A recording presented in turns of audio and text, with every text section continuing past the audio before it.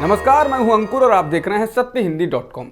आइए एक नजर डालते हैं अब तक की सुर्खियों पर। बहादुरगढ़ में चल रहे किसान आंदोलन में शामिल 3 महिला आंदोलनकारी किसानों को एक ट्रक ने कुचल दिया है। बहादुरगढ़ हरियाणा दिल्ली के बॉर्डर पर स्थित है और यहां के टिकरी बॉर्डर पर बीते 11 महीनों से किसान कृषि कानूनों के खिलाफ धरना दे रहे हैं। इनमें पंजाब के साथ ही हरियाणा के पुरुष और महिला किसानों की अच्छी संख्या है। जिन महिलाओं की मौत हुई है, हादसे के वक्त वे डिवाइडर पर बैठी थीं और ऑटो रिक्शा का इंतजार कर रही थीं।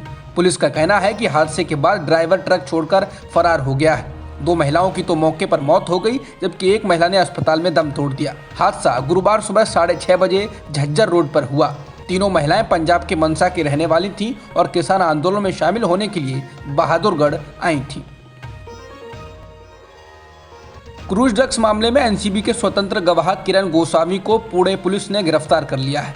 गोस्वामी बीते कई दिनों से फरार था और पुलिस उसकी तलाश में जुटी थी।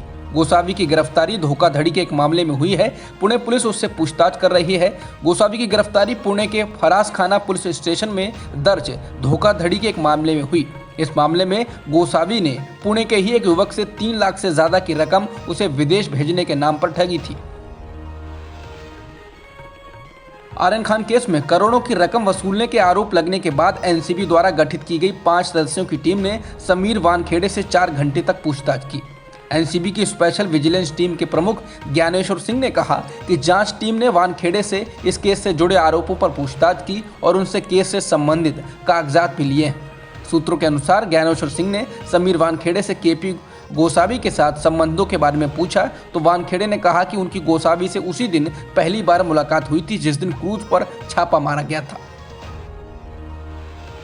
आर्यन खान को बॉम्बे हाईकोर्ट से बुधवार को भी जमानत नहीं मिली। अब इस मामले में आज सुनवाई होगी। मंगलवार से ही दोनों पक्षों की ओर से दलीलें रखी जा रही हैं। जमानत याचिका पर बुधवार को भी सुनवाई हुई और दलीलें रखी गई। आरोपी आर्यन खान, मुनमुन धमेचा और अरबाज मर्चेंट के वकीलों ने बुधवार को बॉम्बे हाईकोर्ट के समक्ष अपनी जमानत अर्जी पर बहस पूरी कर ली। अब एनसीबी के लिए एएसजी अनिल सिंह दलीलों का जवाब देंगे। 3 अक्टूबर को किसानों को गाड़ी से कुचलने की घटना के बाद उत्तर प्रदेश सरकार ने लखीमपुर खीरी के जिलाधिकारी को हटा दिया है। इसके अलावा राज्य सरकार ने 12 आईएएस अधिकारियों का तबादला भी किया है। हिंदुस्तान टाइम्स के मुताबिक महेंद्र बहादुर सिंह लखीमपुर खीरी के नए डीएम होंगे। बता दें, लखीमपुर खीरी में केंद्रीय गृह राज्य मंत्री के बेटे आशीष मिश्रा पर आरोप है कि उसने किसानों के ऊपर गाड़ी चढ़ा दी, जिसमें 4 किसानों की मौत हो गई। इस हिंसा में कुल 8 लोगों की जान गई थी, जिसके बाद से विपक्ष सरकार पर हमलावर है। वहीं सुप्रीम कोर्ट इस मामले का स्वतः संज्ञान ले चुका है। भारत ने बुधवार को ओडिशा के अब्दुल कलाम द्वीप से अग्नि 5 मिसाइल का सफल परीक्षण किया। 5000 किलोमीटर दूरी की मारक क्षमता वाली इस मिसाइल की जद में चीन और पाकिस्तान सहित पूरा एशिया आएगा। अग्नि 5 का यह 8वां टेस्ट था। इसका परीक्षण इस बार शाम 7:50 पर शुरू किया गया और मिसाइल ने रात में अपने लक्ष्य को भेद दिया। रात में किए गए परीक्षण के पीछे का मकसद ये देखना था कि स्ट्रेटेजिक फोर्सेस कमांड इसका संचालन रात में कर सकती है नहीं। भारत में आज भी पेट्रोल और डीजल के दाम बढ़ाए गए हैं। आज पेट्रोल और डीजल की कीमतों में एक बार फिर से 35 पैसे की वृद्धि की गई है, जिसके बाद दिल्ली में पेट्रोल की कीमत 108 रुपये 29 पैसे प्रति लीटर हो गई है और डीजल की कीमत 97 रुपये के पार हो चुकी है।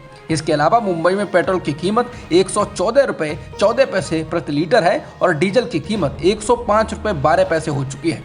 पिछले महीने 28 सितंबर के बाद से ही अब तक 23 बार तेल की कीमतों में बढ़ोतरी की गई है और इस बीच पेट्रोल के दाम 7 रुपये से अधिक बढ़ाए गए हैं और डीजल के दाम 8 रुपये 52 पैसे प्रति लीटर बढ़ाए जा चुके हैं। इससे पहले 4 मई से 17 जुलाई के बीच पेट्रोल के दाम 11 रुपये 44 पैसे बढ़ाए गए थे और डीजल के दाम 9 रुपये 14 पैसे बढ़ाए गए थे। वहीं अगले हफ्ते अब एक बार फिर रसोई गैस के दाम बढ़ने की भी आशंका जताई जा रही है। जुलाई से लेकर अब तक रसोई गैस के 14 किलोग्राम वाले सिलेंडर में भी 90 रुपये बढ़ाए जा चुके हैं। भारत में एक दिन में 16,156 कोरोना संक्रमण के नए मामले दर्ज किए गए हैं और 733 लोगों की मौत हुई है। फिलहाल देश में 1,60,000 से अधिक एक्टिव मामले हैं। पाकिस्तान में एक बार फिर कट्टरपंथी संगठन तहरीक लब्बैक के समर्थक सड़कों पर उतर आए हैं। इस दौरान पुलिस और टीएलपी के समर्थकों के बीच झड़प में 3 पुलिस वाले मारे गए हैं और 49 से अधिक घायल बताए जा रहे हैं। टीएलपी अपनी पार्टी के मुखिया साद रिजवी की रिहाई और फ्रांस के राजदूत को निष्कासित करने की मांग पर अड़ी है। वहीं पाकिस्तान सरकार की ओर से अब साफ कहा गया है कि वो टीएलपी के साथ एक राजनीतिक पार्टी या धार्मिक पार्टी के तौर पर पेश नहीं आएंगे, अब उसको एक उग्रवादी पार्टी माना जाएगा। सरकार ने स्पष्ट रूप से घोषणा की कि वो पाकिस्तान में फ्रांसीसी दूतावास को बंद करने की टीएलपी की मांग को पूरा नहीं कर सकती, जबकि पहले से ही देश में कोई फ्रांसीसी राजदूत नहीं है।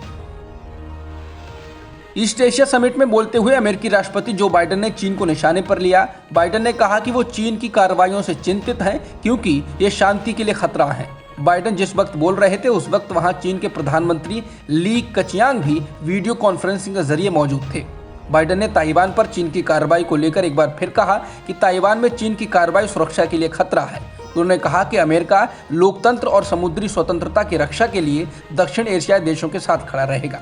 बाइडेन ने जोर देकर कहा कि ताइवान के लिए अमेरिका की प्रतिबद्धता दृढ़ है।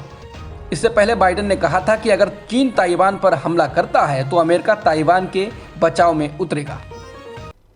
अब तक की खबरों में इतना ही। बाकी खबरों के लिए बने रहिए सत्यहिंदी.com के साथ। सत्य हिंदी का ऐप डाउनलोड करें गूगल प्ले स्टोर पर।